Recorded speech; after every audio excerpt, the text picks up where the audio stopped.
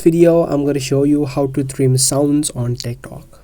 This is going to be a real quick and easy video, so let's jump right into it.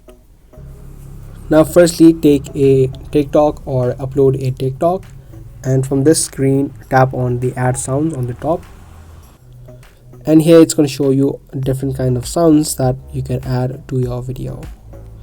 Pick any sound that you want, and there you'll have an option of scissors right here. You can tap on the scissors option, and here you can now trim your sounds however you like. You can swipe this timeline and then adjust it from where you want the sound to start and where you want to end it.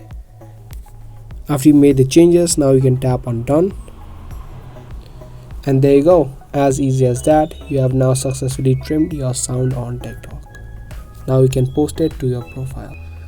That was all for this video. If you want more of these videos, make sure to subscribe and also hit that bell icon.